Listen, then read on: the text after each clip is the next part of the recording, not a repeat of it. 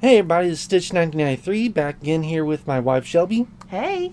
And today we're talking about Christmas movies. Now, you're probably thinking two things. One, usually you put these out at the end of the month. Why is this coming out November 1st? Well, yesterday was Halloween, so it was going to be a little bit weird posting a video about Christmas movies on Halloween Day. So I wanted to wait until at least after that holiday. And then two, why are you talking about Christmas movies? We still haven't gotten through Thanksgiving. I get it, but we have not a lot of Christmas movies, but I'll get to the reason why there's going to be two parts to this. But if you don't want to hear anything about Christmas, want to be one of those people that just wants to celebrate one holiday at a time, I get it. Just come back after Thanksgiving. This video will still be here, and then you can watch it. So, those of you that are still sticking around, we're going to talk about most of our Christmas movies. Apparently there's some that neither one of us have still watched, so I'm just going to post a little picture here. Haven't seen this one yet. Moving on. But we don't have as many as some of our other collections, so this isn't going to be so many parts, like 4+ parts like we did with comedy, or we're going to be doing with Disney after the holiday season. So, the first one is going to be, no, the title sounds very generic. It's called Children's Holiday Classics. Now, this is a collection that I picked up at Kmart way back when in 2012 that has 10 videos on it. Most of them, or all of them, stop motion videos. I think almost all of them, if not most of them, are by the Will Vinton stop motion company back in the 60s and 70s through the 80s. I think the most recent one is like 90s, but I think there's some videos that are from a different company from the early 2000s. But why is it in the, other than saying holiday classics, most of them aren't really holiday themed. I mean, you've got stop motion one about the Little Prince and some other biblical stories that aren't Christmas related. But me and Shelby watch two yearly, and that is Martin the Cobbler and Michael the Visitor. Yeah. So Martin the Cobbler is done by Will Vinton Studios. It's one of their earliest projects they ever did. It is based on the story by Tolstoy, narrated by, I believe, his daughter. And the beginning has like a little introduction of what the daughter talking about her father and how he's like, yeah, he did write all these big, stories that we still talk about to this day. But his favorite that he actually liked, that he enjoyed talking about when people asked him what his favorite story was Martin the Cobbler. And it's a really sweet story about this cobbler that's, he's not atheist, he's kind of fallen on hard times due to the death of both his wife and his son in a very small period of time. Plus he's getting up there in age, and it's winter time, so it's cold on top of that, so he's just not the happiest person. And of course he's a cobbler. Well, one day the local priest comes by and brings a Bible and is like, hey, I need you to rebound this. I know you can do it because you work with leather. So can you do it? And Martin's like, sure, why not? And then throughout the short story of it, he comes across people and basically just is nice to them, helps them out during the cold, or if they're having issues. One is a kid trying to steal apples from an old lady. He fixes the issue for both of them. But I remember watching this on television eons ago, and then kind of just picked this up on DVD because I love stop motion, and it's become a holiday classic. I showed it to Shelby back when we were dating, and it's been a holiday staple since. What are your thoughts on it? So for me, this is just a really sweet start for the holiday season for me. We tend to watch this early November because we are people who start celebrating Christmas on November 1st. And I have always been a sucker for like the older novelists. Even though this is one of his shorter stories, it's still Tolstoy, and I've always been a sucker for like Tolstoy. Tolstoy and Austen. So it had me hooked right there from the beginning. And the main character for me actually reminds me a lot of Tevye from Fiddler on the Roof in terms of how he behaves and how his characteristics are. So just it felt like a really good mix of two things that I really love. And getting to see this really sweet stop motion when I'm not really a huge fan of stop motion it's a sweet little fun downtime for me. And you want to talk about Michael the Visitor while you're at it? Okay, Michael the Visitor is my least favorite of the two, but it's still a very cute, very sweet story. It's kind of more like your basic Christian story, though. Yeah. It's kind of one of those, if you've seen almost any Christian special, you know where this is going. You can kind of see everything coming from a mile away. So it is taken. I don't know what age is supposed to be around. It's supposed to be around the holiday season. I believe it's supposed to be taking place in Russia or somewhere. It definitely gives Russian vibes. And it's about this cobbler, or he's not really specifically a cobbler. He just is really good with making clothes. So he is down on his luck, and he's like been trying to gather people. He has given people items, made stuff for them, and he's trying to collect money for it. And he's gone around town. Nobody's able to pay him back yet. So he's there. The family. It's like him, his wife, and his two kids. They're down on like their last couple of, I guess, cents. And on the way home, he meets this naked man. And guy takes pity on him, brings him home. The wife, of course, is pissed because, another mouth to feed when we barely can get by with ourselves. But as Shelby said, it's a Christian story, so you're going to see what's going to happen a mile away. Stuff just kind of, becomes good fortune for them. And I'm not going to give away the rest of the plot, but you know who Michael's going to be by the end of it. He's not Jesus, but he's one of the helpers, and Michael is a big name in the Bible. So, yeah. But still really well done. That's one of the newer, I say newer, and that's 2003, is like 20 years ago. Oh, Lord. So it's still newish compared to, like Martin the Cobbler and some of the other ones on there.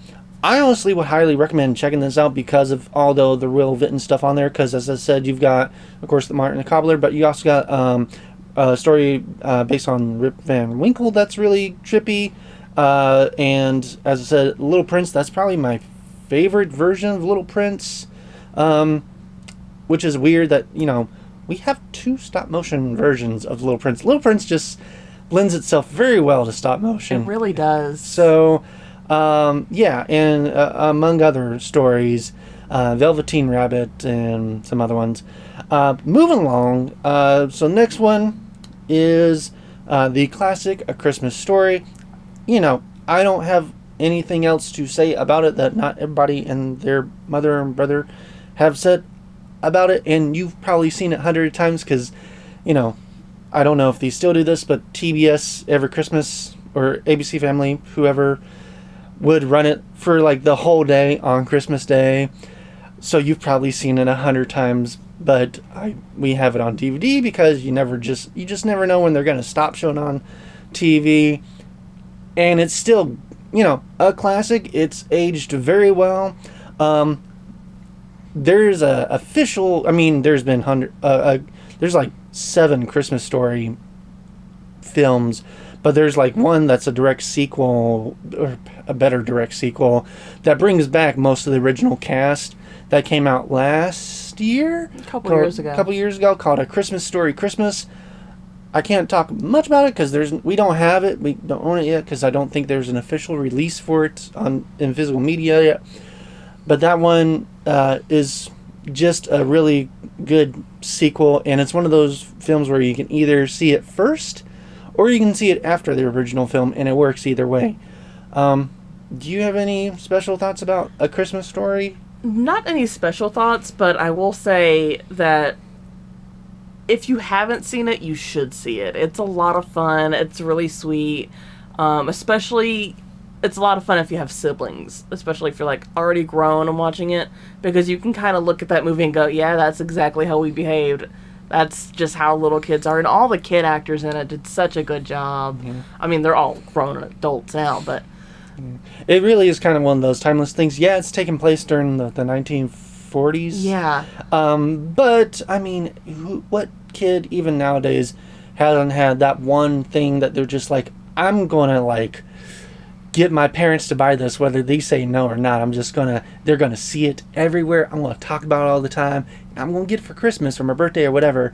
And I'm like, I'm pretty sure every kid, almost every kid probably has a story similar to The Christmas Story. So yeah, it's definitely a classic. And it even falls in the usual trend of mom says no, dad gets it anyway. Right.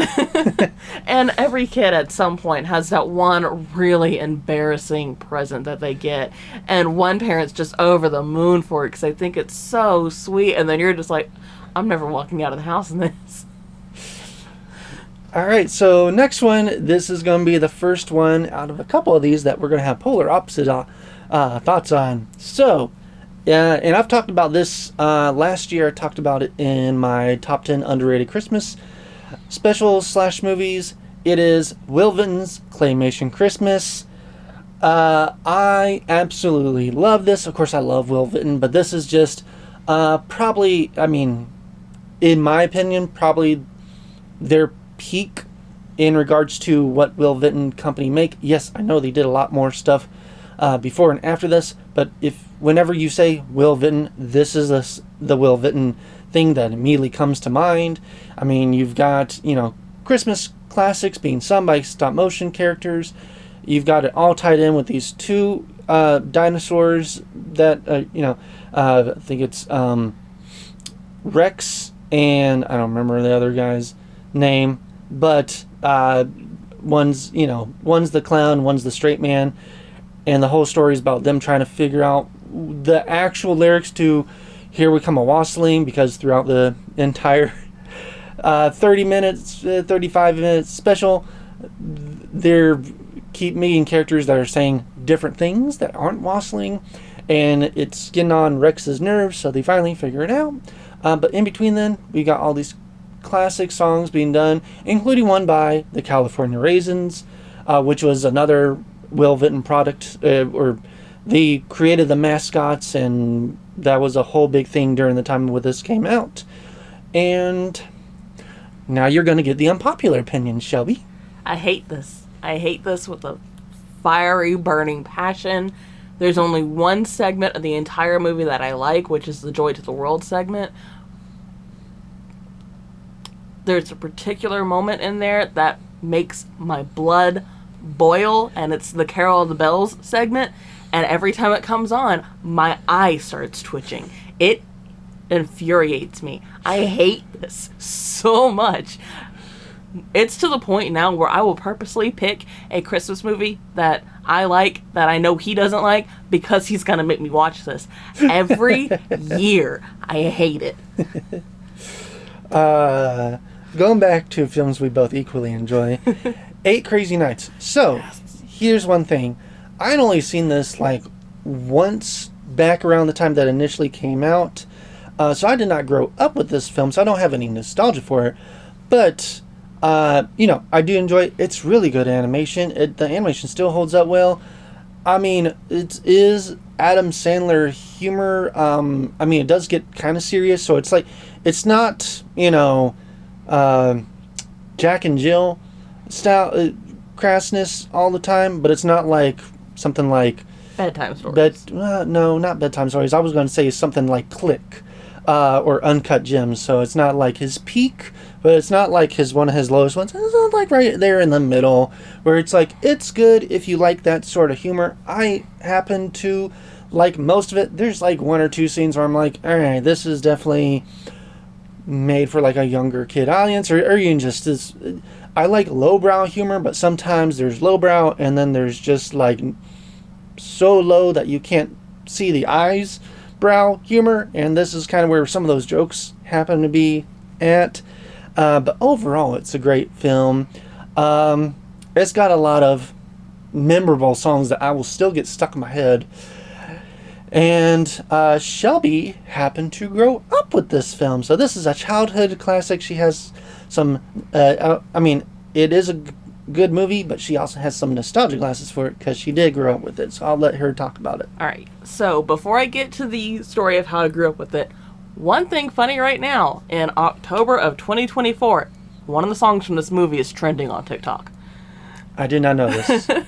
I'm on TikTok, but I don't follow it like that. I've seen, like...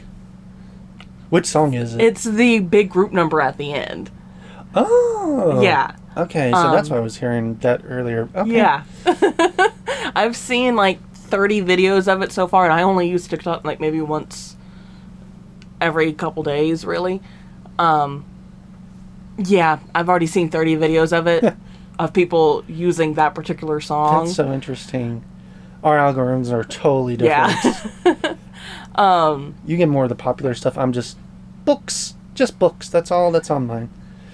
Which is fine. But to get back to why I'm so nostalgic for it. So, we didn't have a whole lot of money growing up, and I didn't honestly know about the movie until it came to the Dollar Theater, and my mom went, "Hey, it's your birthday," because I'm a February baby. "Let's go to the Dollar Theater, just me and you, just mom and daughter, and go see a movie." And she saw Adam Sandler and Animated and went, "Oh, okay, this should be fine for my 7 or 8-year-old. She's already seen some of his movies." I'm cracking up the entire movie, and my mom is beat red. She's laughing too, but she's looking at me like, did I really just take my 7-year-old to see this? This is a slight mom fail.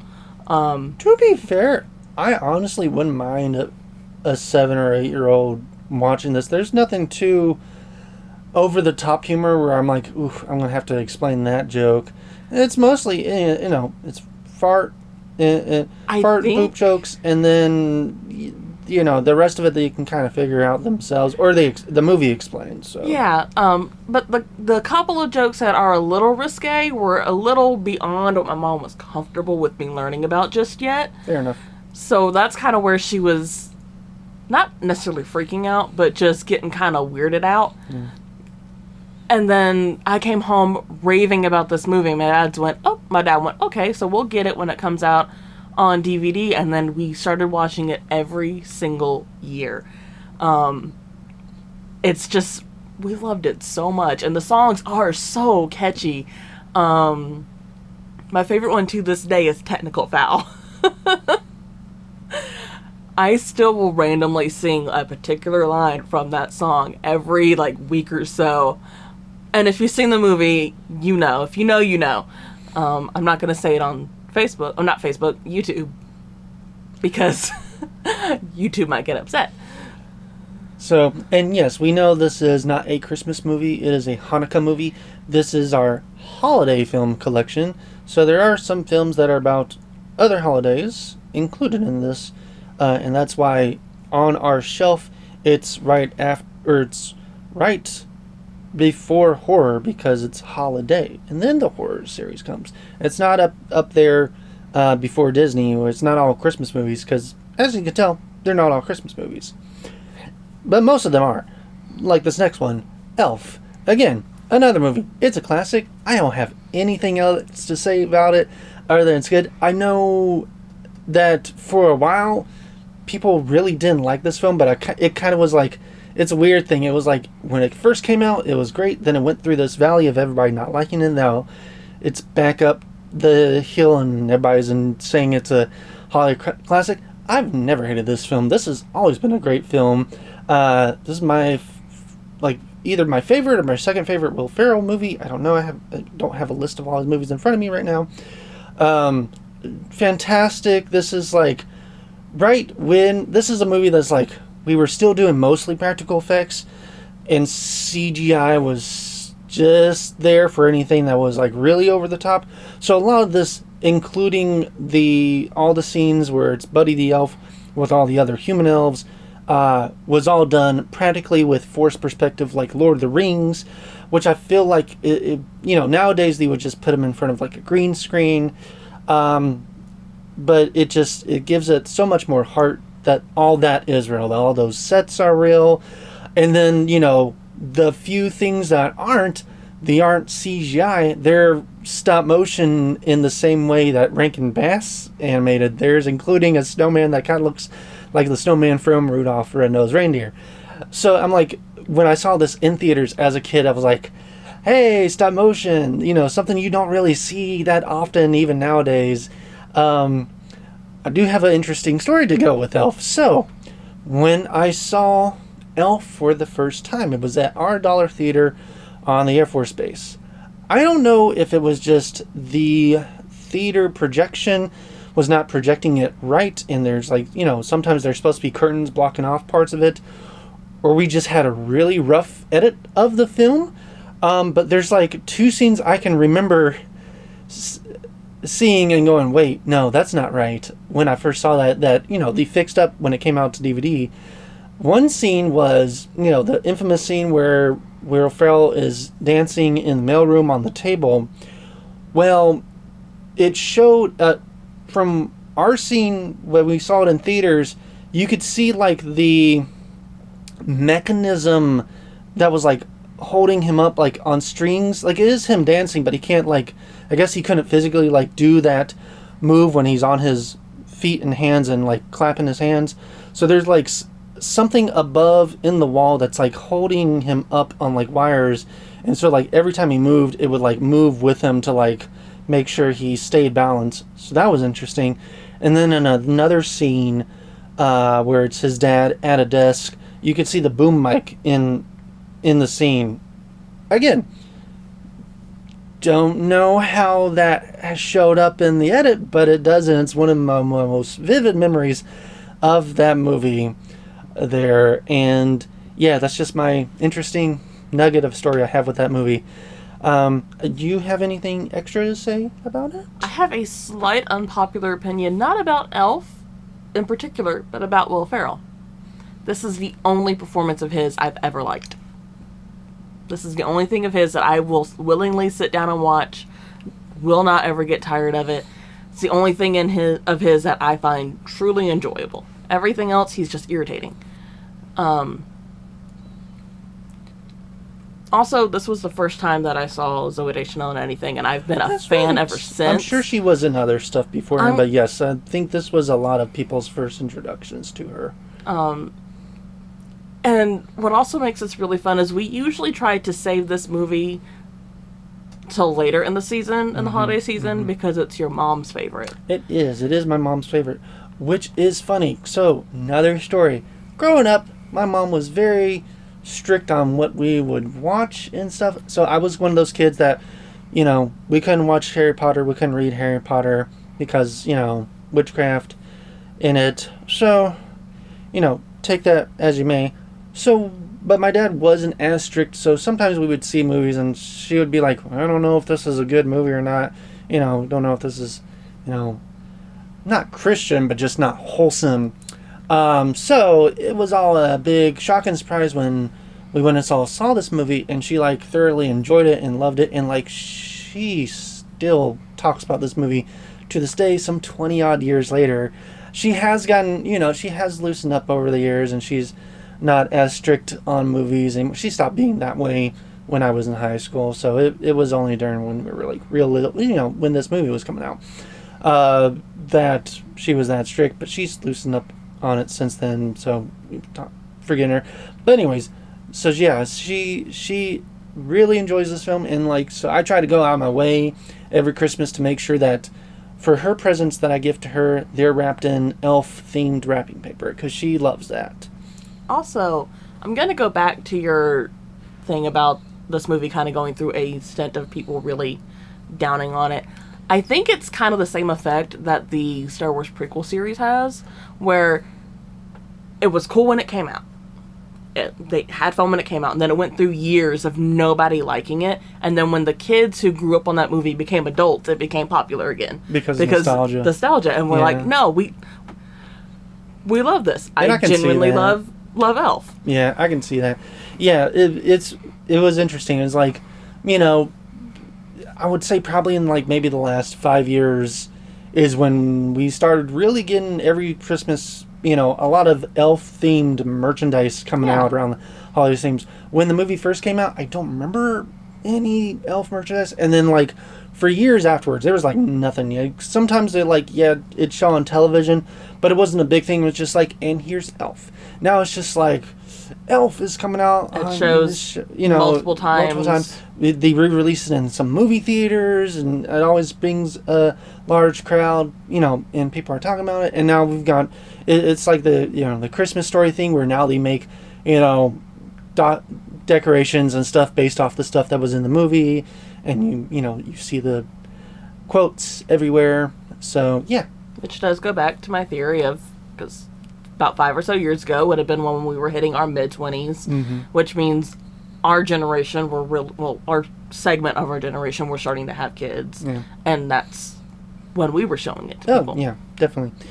Emmett Otter's Jugman Christmas. I'm not going to say anything about this movie because I've done a whole classic movies review on this movie. If you want to hear my thoughts on Jim Henson's Emmett Otter's Jugman Christmas, go and watch that video.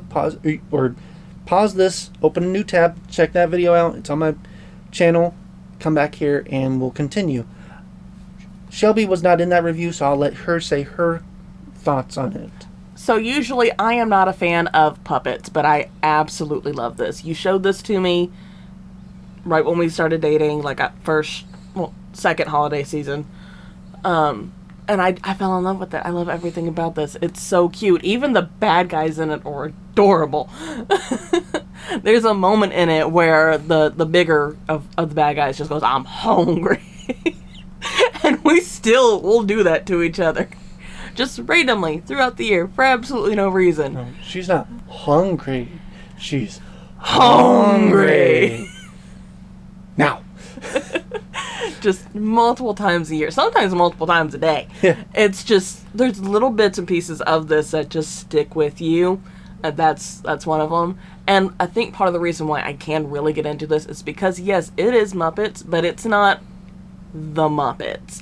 You're not getting a lot of It's a lot more down to earth. It is. You're not getting Whereas- a lot of the usual cast of characters. And I guess nowadays most people would consider this a cozy film. It's a cozy film. Or It's a slice cozy of, core type of it's film. a cozy film. It's a slice of life film. There's no Miss Piggy to be seen.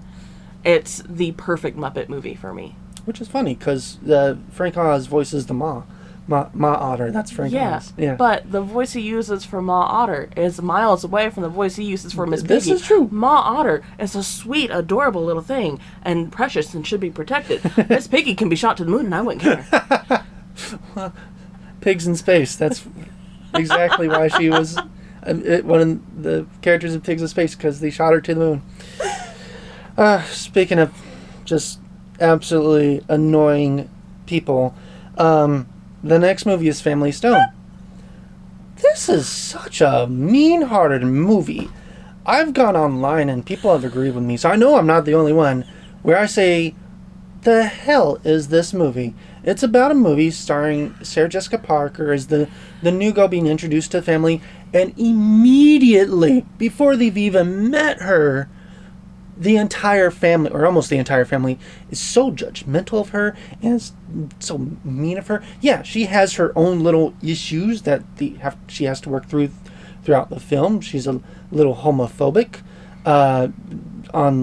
during some scenes, but you know. But before we even find out about that, they're automatically down her throat on so much stuff, and the entire time they're like, "Oh, he should have married this other woman," which he eventually does. And it's like the mom has like breast cancer, so they're like, "Oh, and that's why she's like that, so she automatically gets best." I'm like, no. Just because you're sick doesn't mean you need to be mean to everybody. And I'm like, just everybody is mean to this lady. And it's just like, what she has, until later on when she, starts discussing, her homophobia and stuff. You don't, just I hate this film. Hate it. Shelby? So, I do enjoy this one for a couple reasons. One, I do think everyone acts their roles really well. And yeah, the first half of it, it's just a lot of sniping. It's a lot of back and forth. But as you get further into it and people start not like fully accepting her, like she kind of starts finding her place where she fits and realizing she doesn't fit with her boyfriend at the time, who is the oldest of the siblings in this movie. She shouldn't be with that family in general. The entire family is toxic. They're so mean. They're so mean.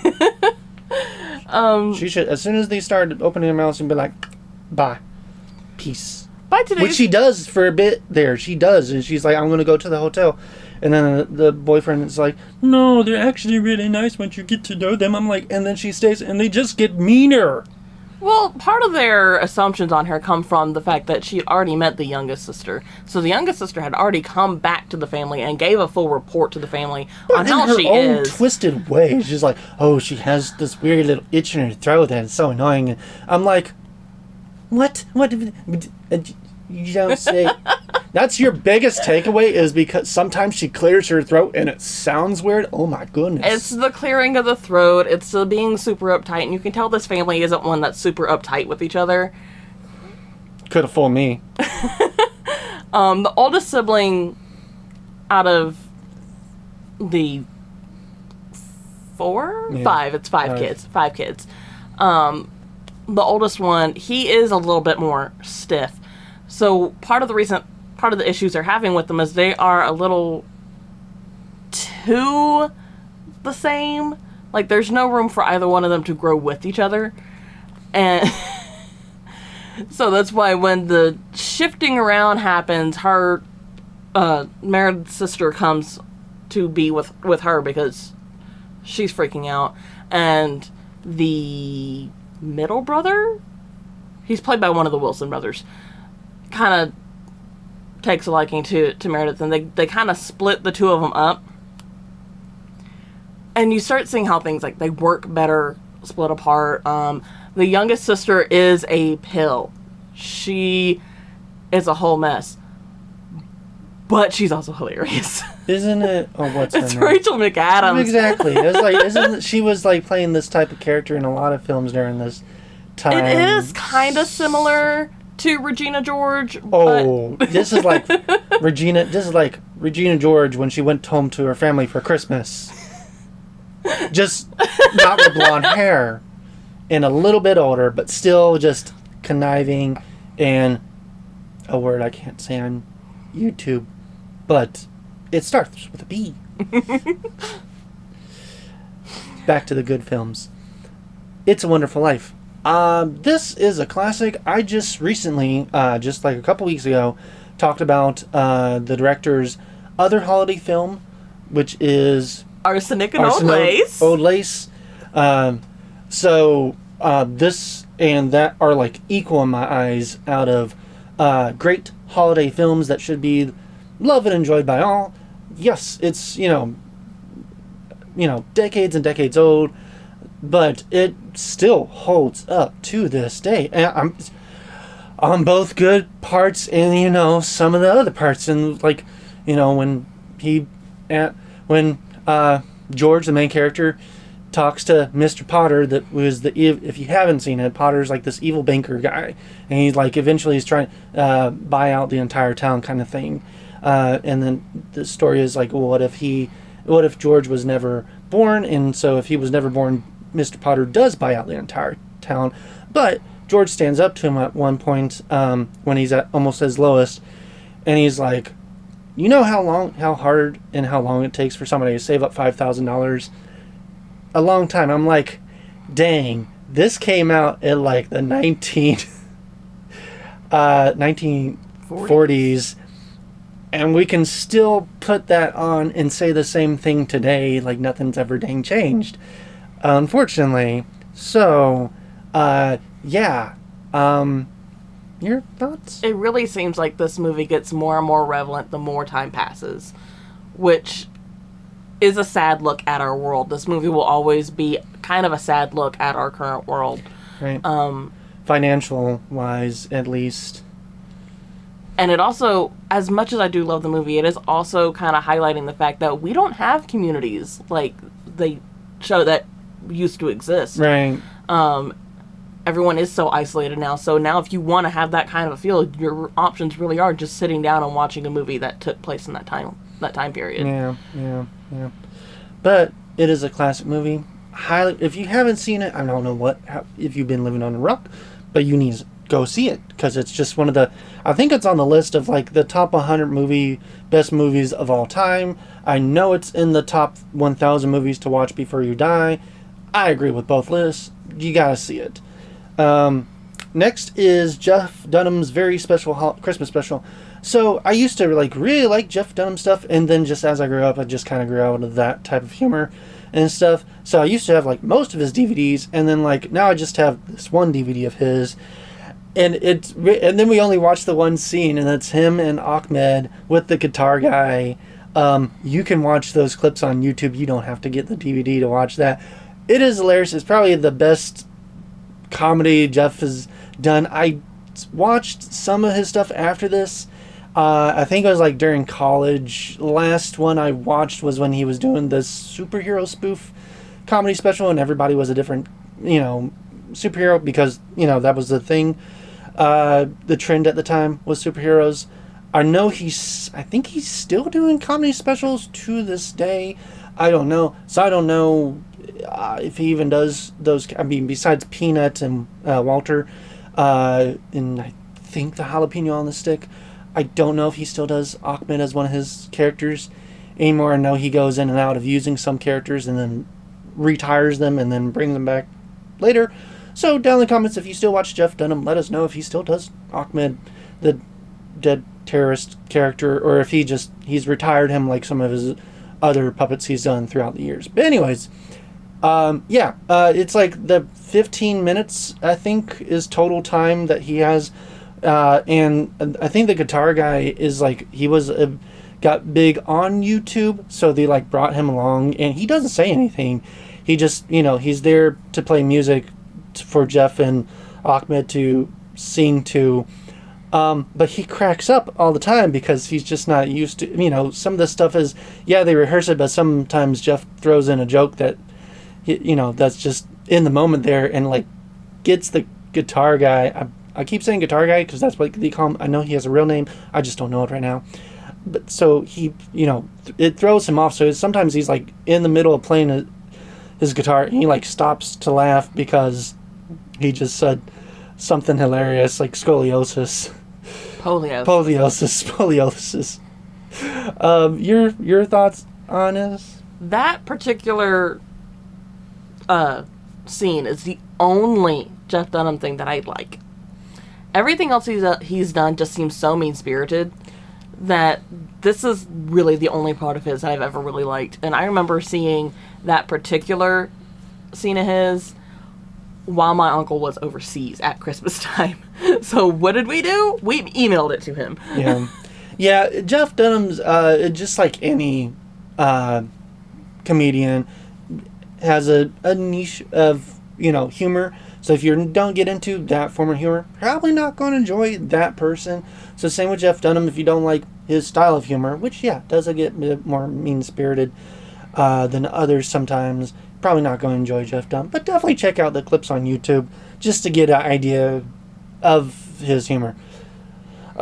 Next one is one we specifically watch on Christmas Eve because it takes place beginning on Christmas Eve, going into Christmas Day. And it's based on a true story. It's actually kind of based on multiple true stories. So it's called Joyeux Noël, which is Merry Christmas in French. And it's about, during World War I, the French, the German, and the... it's not British. I want to say Irish? I mean, the main character speaking, I believe, is Scottish, but it's Scottish. So it's Scottish. It is the Great Britain soldiers. Yeah. But they're all fighting each other, and they stop on Christmas Eve, and one after another, they kind of just start singing the same Christmas songs, because Christmas. A lot of Christmas songs in general are just universally loved and can be sung in many different languages, and do have, and most of your Christmas classics probably do come different parts of the world, and have their own language to it. Like the one that comes to my mind is "O Christmas Tree." I believe that is originally and correct me if I'm wrong here, I'm just kind of going off the cuff, I'm not looking at anything up. I think it's originally a German song, because Yeah. the lyrics are "O Tannenbaum." And we had a book growing up that listed both the German and the English lyrics, so I know some of the German lyrics. Same with Silent Night. I believe Silent Night started as a German song. Yeah. So they all agreed to have a ceasefire, and for Christmas Eve and then Christmas Day, they continue to have a ceasefire. They hold a little communion church, because one of the soldiers is a priest there. So and then, after that, none of them, because they all find similarities in their life, and they all realize they're not really, enemies there. They're just they were all told to go to war. So that's what they're doing because of orders. But even like the generals, even eventually were like, yeah, we're not going to fight anymore. And so, but this, it was a real thing, but it was actually like not just in one area. Apparently a lot of areas refused to fight on World War One. So it was like a big thing, but so they just kind of took, I think, multiple stories and kind of stitched them together to create this movie. It doesn't have anybody really of notable cast, except for the German general, because he is played by the guy, I don't know his name right now, but he's in the Marvel movies. It's Zemo. It's Zemo. It's Zemo from the Marvel films. Now, one thing with this movie that always takes me out while I'm watching it is because the French general looks like a French Patrick Dempsey. He does. And every time we look at it, we're like, no, that's not him. It's not, I wouldn't say unsettling, but it makes you double take while you're watching it, because you'll be, like, maybe you're, like, looking to another side for a second, and you hear the French speaking, and you turn back, and then you're like, wait a minute, why is McDreamy in this? But McDreamy is not in this. It's just a very, very good lookalike. Yeah. It's such a sweet movie, though. It's not fun necessarily, but it is like a very uplifting but also somber moment. This is usually right around the time we start eating dinner. Yeah. It's our dinner Christmas Eve movie.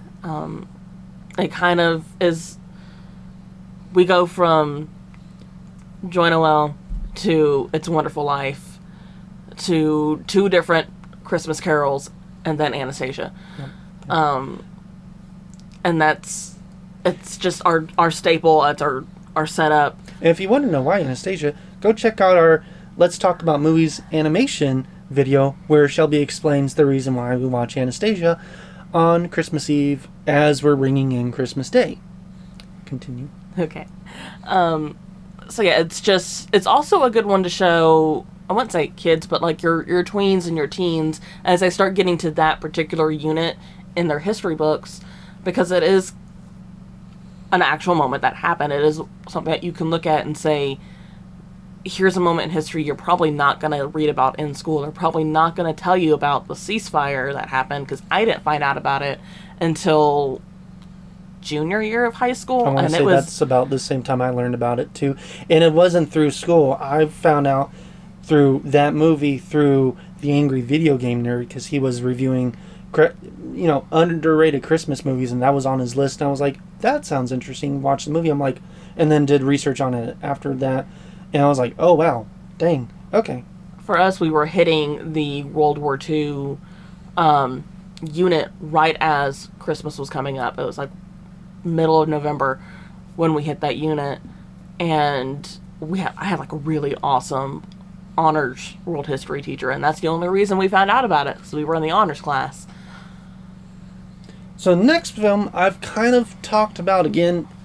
A good chunk of these films I talked about in my last year's video, top 10 underrated Christmas movies / specials. If you want to hear more of my thoughts on some of these films, definitely after this video, I'll have a link to that video in the in title sequence, so definitely check that one out. But the next movie is The Lemon Drop Kid. It is an underrated movie, in my opinion. It stars Bob Hope about, he is, I think it takes place during the 50s. But he's, tied up with this mob because he, bet a lot of money on a horse race and he didn't get it back. So he's got to find a way to get all this money by Christmas.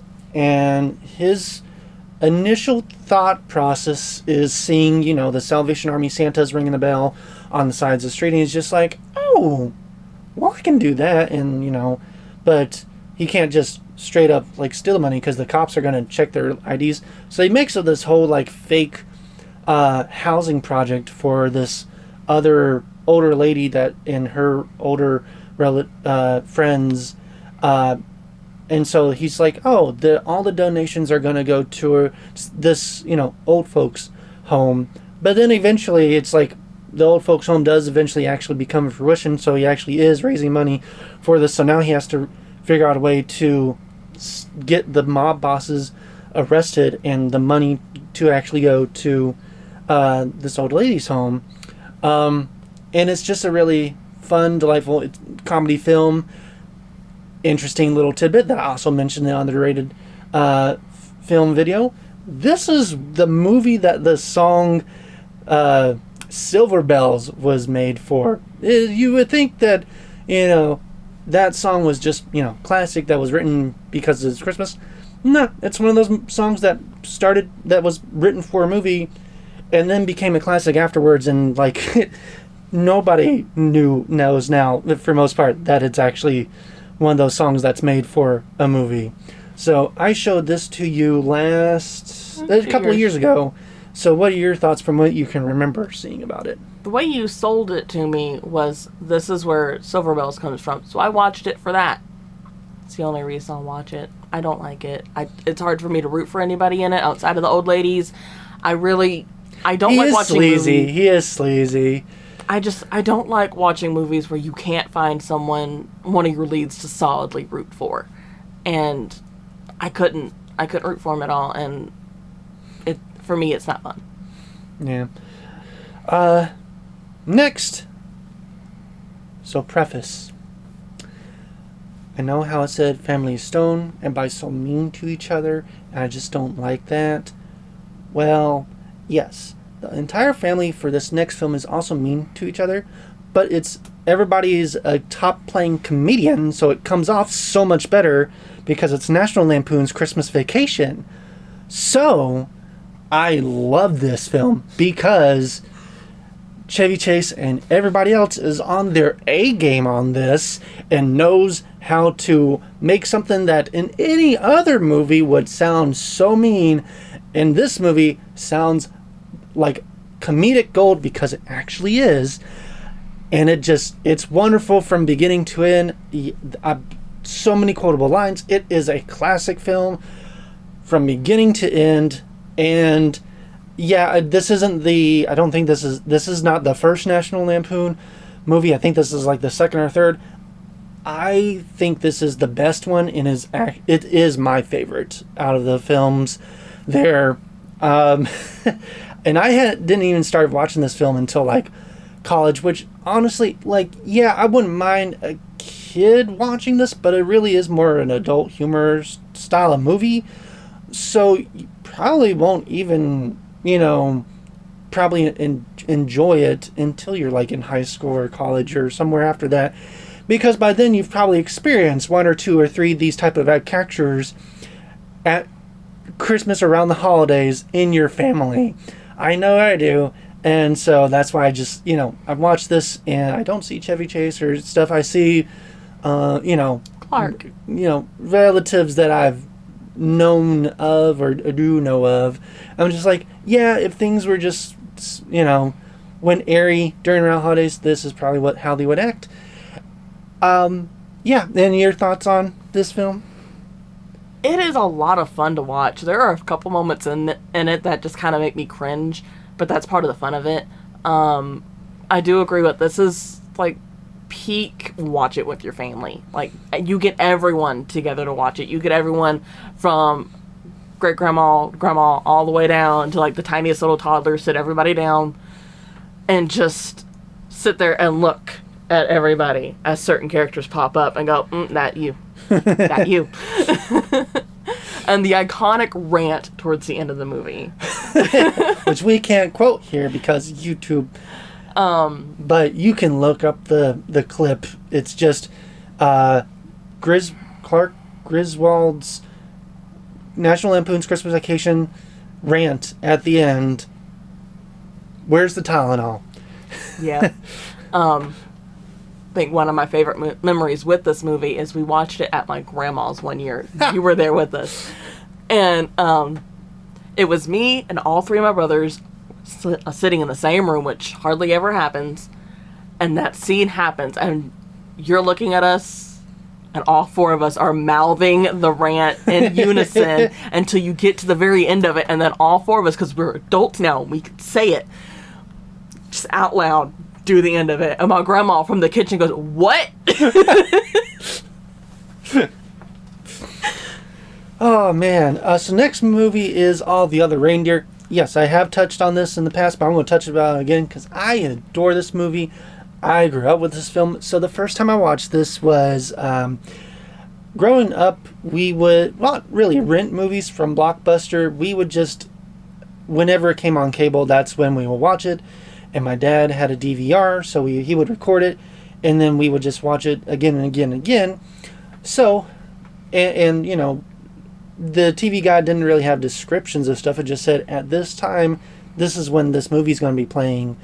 So, one day, I'm opening up, and on Cartoon Network, it's showing this hour-and-a-half movie called All of the Other Reindeer, animated, made in like 1998, 1999.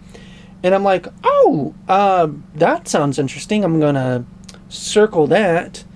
And this was a time when Cartoon Network was doing the little in-between bits where it was all the animated characters interacting in this semi-realistic world where it was like the entire town lives together. So all the characters like Powerpuff Girls are interacting with Ed, Edd and Eddy, and who else was their time? Oh yeah, like Dexter was making fun of Professor Plutonium and stuff like that. All those characters mixed together.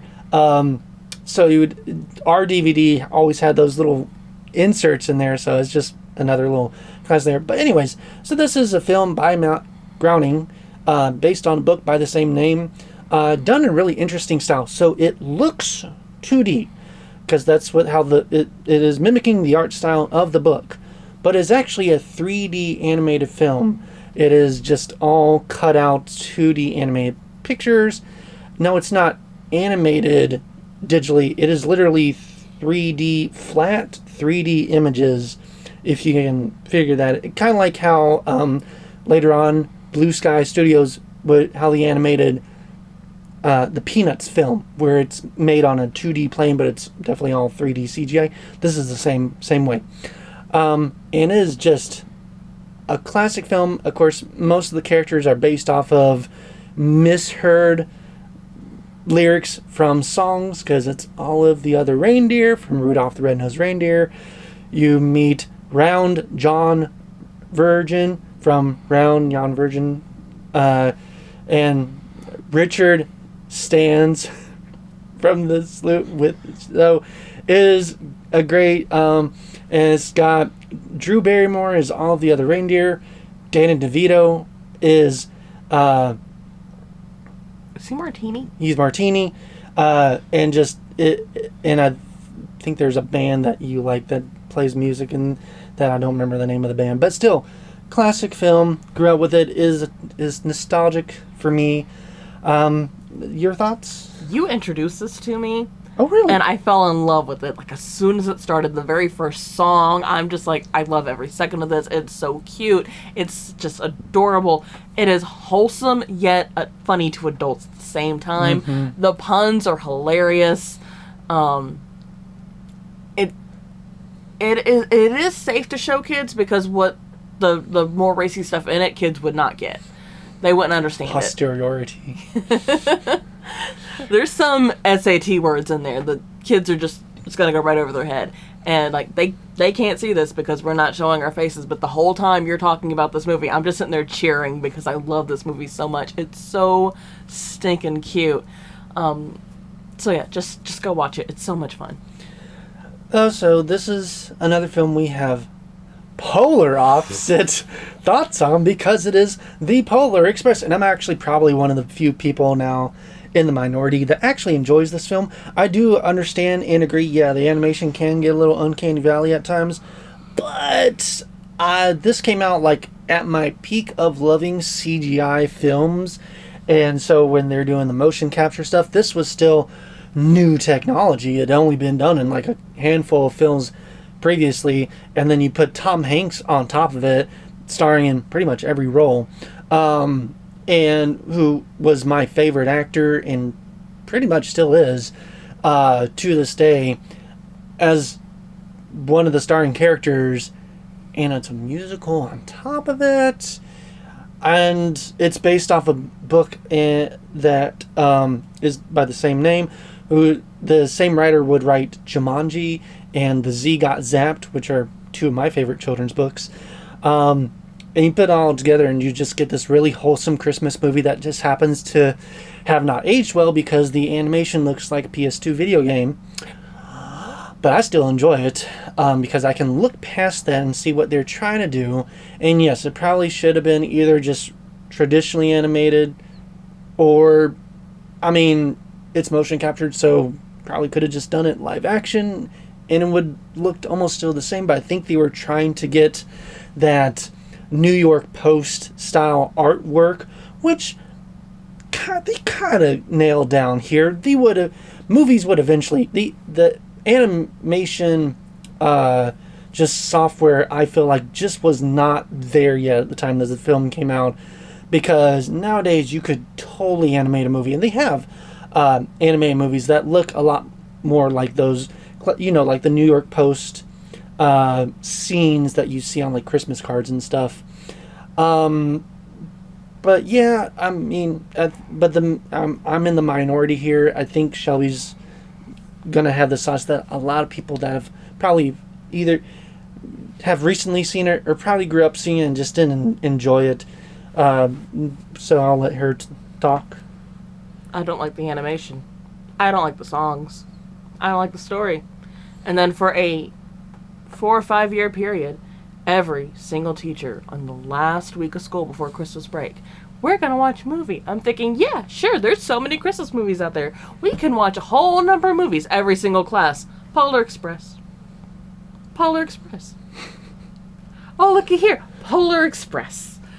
I got so sick of that movie. I'm still sick of that movie. Every time we get to that movie, I go, if I never have to watch this movie again, it'll still be too soon. And yet here we go. Next year, I'm watching it again. Hot chocolate. So this next film is not really a film. It is a live event that got recorded and then put on Blu-ray and DVD. It's RiffTrax, which if you don't know who RiffTrax is, definitely check them out. They have their whole own channel on Pluto TV. These are from the creators that are of the Mystery Science Theater 3000 team. So that's the same thing, only RiffTrax just riffs more recent films, whereas Mystery Science Theater 3000 was riffing a lot of the old black and white sci-fi and fantasy and horror films from the 30s, 40s through I think that's like the 60s and 70s. So RiffTrax is still going on to this day, and in like 2005-ish, they did this RiffTrax Live Christmas Shorts Extravaganza.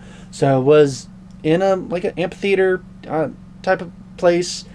Had the three main guys there that I think are still there to this day, and they're riffing, putting their own thoughts and comments over classic toy commercials and Christmas shorts, and a guest star comes out every now and then, one of them being Weird Al Yankovic. And it's hilarious if you like that type of humor style. I know it is definitely not for everyone, because some people just don't like people talking over films in general. So, but if you're going into that mindset, it's like, okay, I'm not really going here to watch what they're watching. I'm here to listen to the comedic thoughts that are, I might have some of the same. And wait, when watching these short films that can be hilarious because of how old they are, and some of the some of the clips have not aged as well because again this was 2000s, but a lot of it is still pretty funny, and actually it was interesting. So like one of the toys they like are riffing on, I forget the name of it, but it's like this robot toy series. Yeah, I think they were making fun of it because it had a weird name to it, but I'm like watching this commercial, I'm like, man, those actually look kind of cool. It's like almost like a precursor to the RoboForce figures, only they like wind up and move and stuff. And I've like looked them up online, and they're like super rare kind of toys. I'm like, dang, because I would love to own some of these, but they're like the most common one I think is like $50. I'm like, oh goodness. Plus, they're 50 plus years old, so I'm like, I don't know how good of a quality these things hold up. So, I'll let you give your thoughts, because I know you've never been a big Mystery Science Theater 3000 fan, and this is on that same way. So I know we've only watched it once. Yeah, we've watched it once, and I honestly can't remember a single second of it. Okay. It doesn't stick with me. It's not really my style. I do remember the humor in it's not bad. It just, I'm probably going to be doing some kind of craft while we watch it, just keep my mind busy while we're watching it. Because I am one of those people that doesn't like my movie being talked over. I will agree, this is one of those films where, because it's, mostly just people talking over stuff, so the volume is real low for the actual stuff, for the films and shorts and commercials that they're watching. But it's all holiday themed. This is one of those things you can probably just put in the background, turn the volume down on it, and just have, like, playing in the background while you're doing other stuff like cooking or, doing crafts around the holidays. Just something that's lighthearted enough to where you don't really have to pay attention, but you can always, like, hear and, like, if a joke happens, you can, like, laugh along with it kind of thing. So next is Robbie the Reindeer, which is another one that I introduced to you. Stop motion animation. I don't remember. I think this is animated by Aardman Animation. If it's not, correct me, but I'm like 99% sure it's animated by Aardman. The animation's really similar to how it's Aardman very similar. animates. And this is like, I don't know if there's different versions of it. I think there's an English dub version. Yeah, it's British. But for our film, we have for Robbie, he's voiced by... Ben Stiller? He's voiced by Ben Stiller. And then the Donner, the main female reindeer, is voiced by Britney Spears. So I don't know if that's the same in the UK, because these are British television specials. Our DVD has the first two. I know a couple years later there was a third one. I haven't seen the third one, so this is just my thoughts on that collection. We have the two, which is Hooves of Fire and The Lost Vikings, which are great. First one, Hooves of Fire, is about Robbie, who is the son of Rudolph, going to the North Pole and becoming one of the reindeers for Santa's sleigh. He doesn't know that he has to play in the reindeer games to qualify. So he's like a slacker, but eventually he goes and gets trained. And he's trained by a reindeer that's voiced by Ben Stiller's actual dad in real life. And so it's great comedy. And the next one is literally a sequel that like takes place during that summer after the first one happens, where the bad guy from the first one has been put in jail. So now they're having to deal with, the summer slump because they don't have jobs. The entire year they only have jobs during the winter season. So they try to build some cabins, and of course the bad guy comes back. And then also Robbie finds these lost Vikings. And And yeah, I'm just kind of hijinks ensue from there, with one of the new villains being voiced by Jeff Goldblum. He does a fantastic job, and it's kind of really weird. Like, you don't hear it at first, but as soon as you like look at the credits, you're like, now I can hear the voice. So yeah, I know I introduced this to you years ago, and you really enjoy it. It's a lot of fun. It's definitely more adult humor. And it is one of those I look forward to each year, but I think it's more appropriate for, like, beginning of the holiday season than later in the holiday season.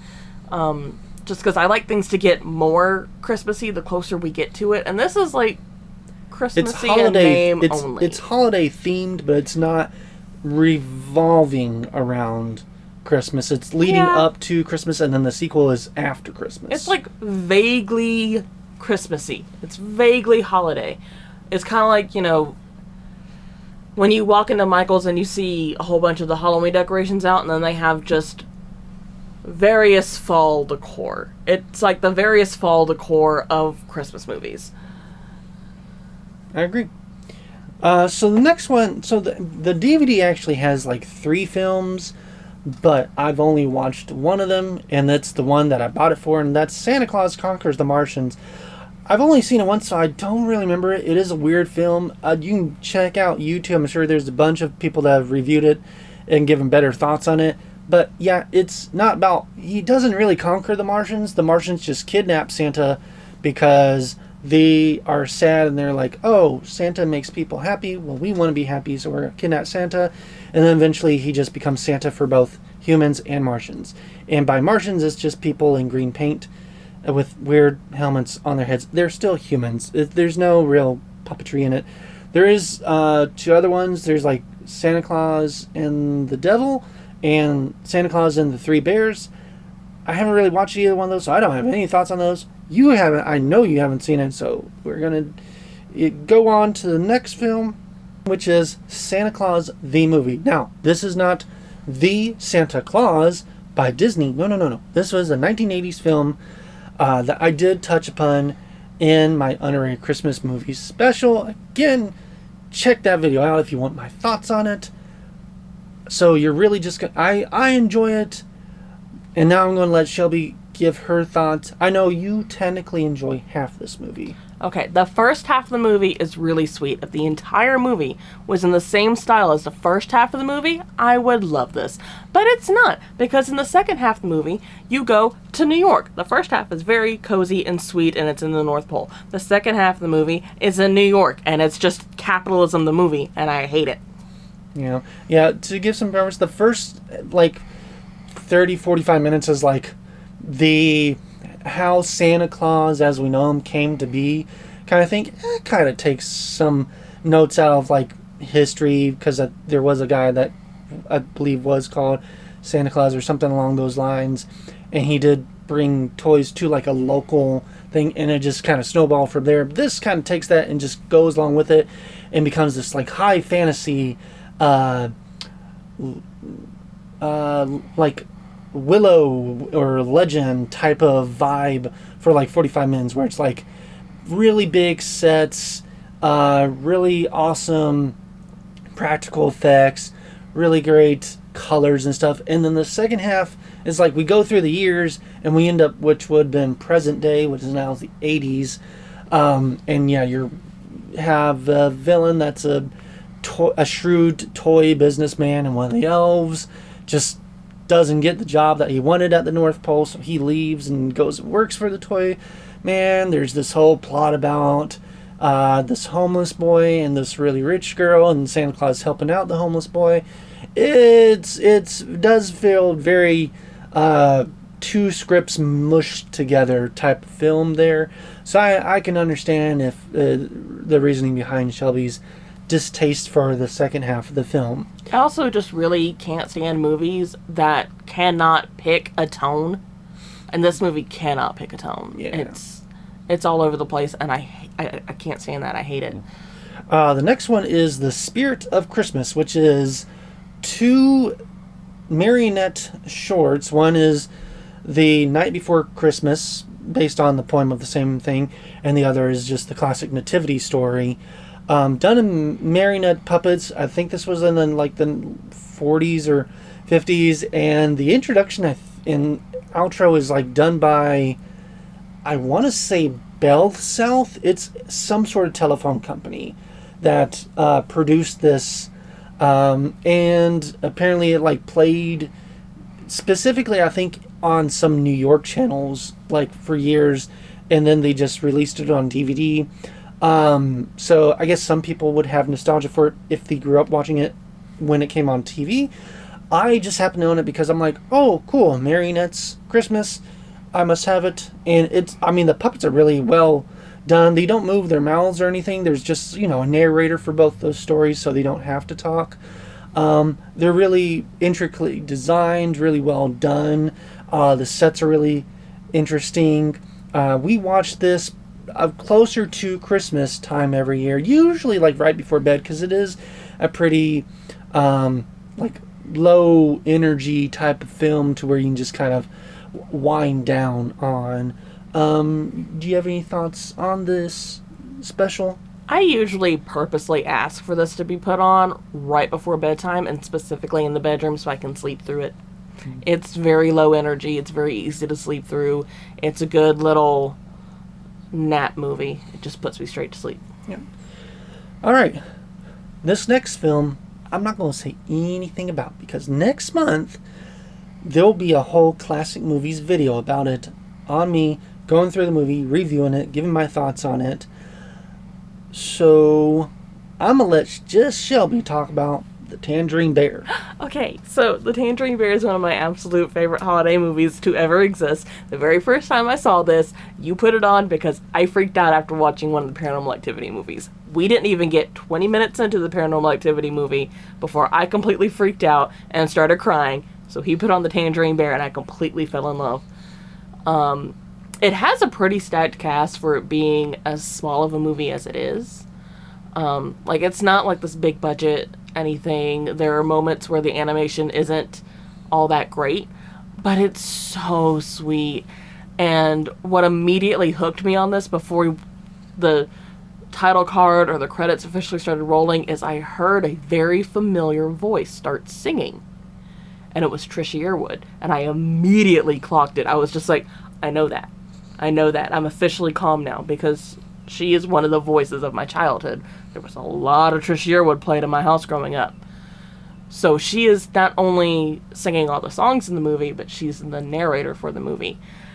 And that helped calm me down. And then you've got all the different characters that are just...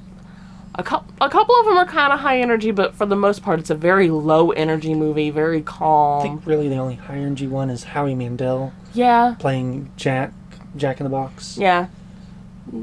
Jack is very high energy. The bird and the cuckoo clock can get kind of an anxiety level of high energy. It's such a sweet movie. He's so cute, and I want one so bad. I want a little tangerine bear. They're so sweet. They're so cute.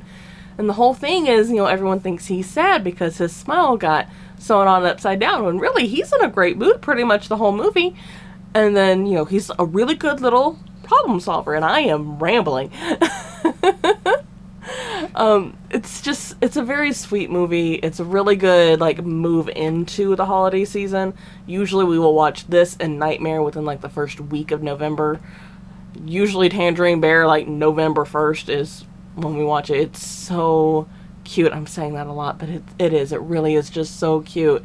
And this is definitely one of those movies you can put on for a little kid, and it's interesting enough to keep them occupied, but also completely bland enough that you don't have to worry about them picking up anything you don't want them to. So our final movie, for now, we'll get to some more after this, and I'll explain that. So the last movie is another Christmas classic.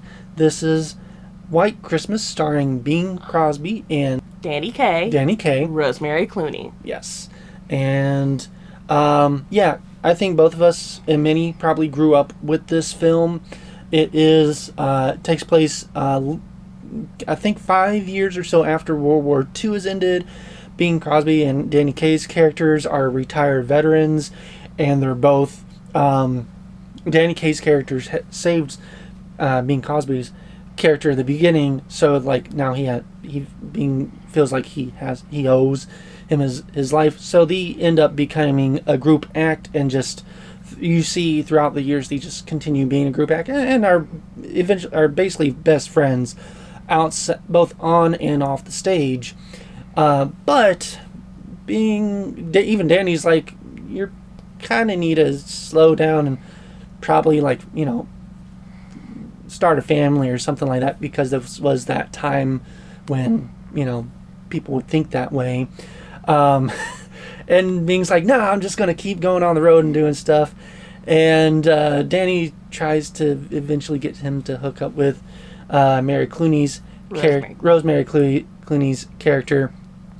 And the fourth female character, I don't remember her name, they all work well off each other. And of course, they're all great singers and dancers, so it's got a lot of great song numbers in it. And it is, if you love Danny Kaye or Bing Crosby, check this movie out. Your thoughts? Oh, this movie is so cute. It does have one trope in it that is like one of my least favorite tropes in a movie, but they play it off pretty well, and that's the misunderstanding that happens. That just, you overhear something and it's the assuming and you're getting your feelings hurt over nothing type of thing. And it is one of those, if you would just open your mouth and talk, none of this would happen. But it does have one of the best soundtracks. Like, every song on it is great. I can't even pick an official favorite. Even ones that aren't Christmas themed, like you've got songs like Choreography is so Sisters. Good. Sisters! Oh my goodness. So Sisters is not only in there once, but it's in there twice. The first go around is your standard performance. The second go around is hilarious. I'm not going to spoil it for people who haven't seen it, but that second go around, I cannot have anything in my hands while that scene's going on, because I'm laughing so hard. So that's going to be in it for our most of our films. Now you're probably asking, what about, you've mentioned Rankin Bass movies, you're not going to touch them on those? That's what the video at the end of this month is going to be. We're going to go over the entire Christmas series of Rankin Bass films, everything from Rudolph the Red-Nosed Reindeer to Frosty the Snowman, everything after and in between. And that's going to be the entire video for next month. And you're probably also asking, well, what about the Disney themed ones? Those we'll talk about when we get to them in our Disney movie, Let's Talk About Movies Disney collection, when we start that back up in the new year. So if you enjoyed this video and you want to hear more of us talking about Christmas movies and eventually more Disney movies, definitely like and subscribe. And check out our other videos. We've already gone over action and adventure, animation, comedy, and the first bit of Disney, and Criterion Collection. So definitely check those all out, and we'll see you at the end of the month. Thank you for watching and have a nice day. Happy holidays, everyone.